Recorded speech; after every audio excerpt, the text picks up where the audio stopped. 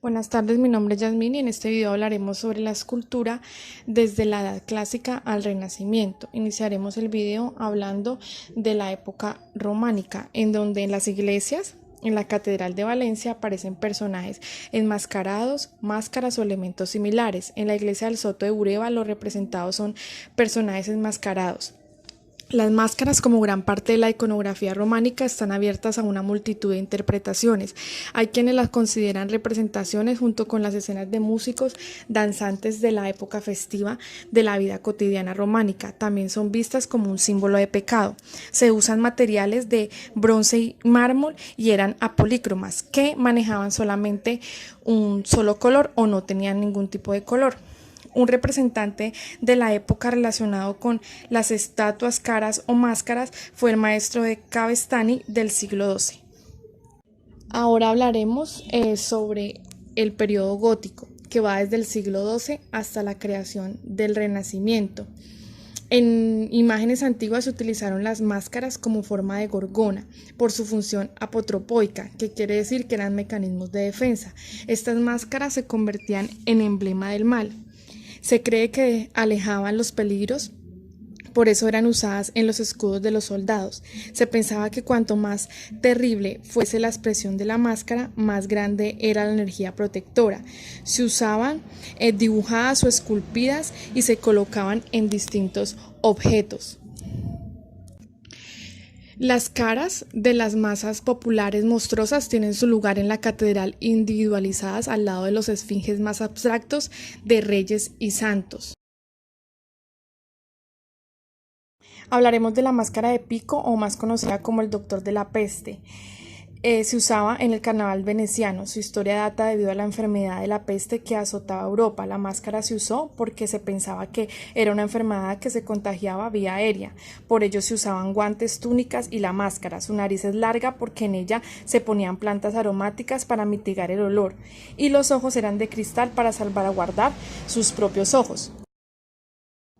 Ahora hablaremos sobre la época del Renacimiento, en donde las máscaras se inauguraron en 1980, en donde el carnaval disfrutó de un renacimiento. Las célebres máscaras venecianas eran realizadas en cuero o fabricadas por técnicas originales de papel maché. Las máscaras originales usualmente eran simples en su diseño y decoración y con frecuencia tenían una función simbólica y práctica. Hablaremos de la bauta, que es una máscara que cubre todo el rostro y no posee boca y se desborda de color dorado. Se puede encontrar bautas que cubren la parte superior del rostro. Tiende a ser la máscara más usada durante el carnaval para ocultar la identidad o estatus social. También en su uso se encuentran los encuentros románticos entre muchas parejas. Ahora hablaremos sobre la máscara, la moreta. Esta máscara tiene forma de óvulo, hecha en terciopelo negro, visualmente empleada por mujeres que visitaban conventos y fue inventada en Francia. La máscara se remontaba con un velo. También encontramos la máscara llamada la larva. Es mayormente blanca y se lleva con un manto y un tricornio. Eran diseñadas en telas enceradas, siendo mucho más livianas. Un tricornio es como un tipo de sombrero, como muestra la imagen.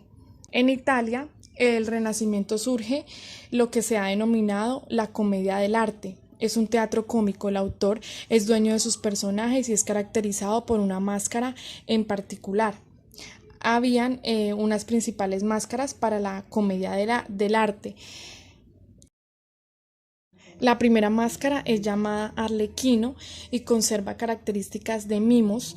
Es un ladrón farsante y fantaseador, así como podemos ver en la imagen, con un tipo de atuendo colorido que representaba uno de los personajes de la comedia del arte. Encontramos también a Brichella. Se entiende como un personaje que hace burlas e intrigas. Es cínico, sagaz, pero al mismo tiempo es un personaje como dulzón. Usaba tipos de atuendos blancos y las máscaras en su mayoría eran negras. Encontramos a Pedrolino, era un personaje tierno y tenía mucha ingenuidad. Eran más bien como a ser cercano a lo enamorado. Su personaje era más romántico y enamoradizo. Encontramos a Pantonela. Era un tipo de viejito, o representaba un viejo que era avaro y también era sordido. Este tenía máscaras oscuras y le agregaban a las máscaras como un tipo de barba y pelos. También está la máscara de No. En este tipo de máscara el maestro tallador representaba animales, personas o niños, y el maestro se llamaba Bido Yamaguchi, que era un tallador de este arte y otros estilos. Muchas gracias.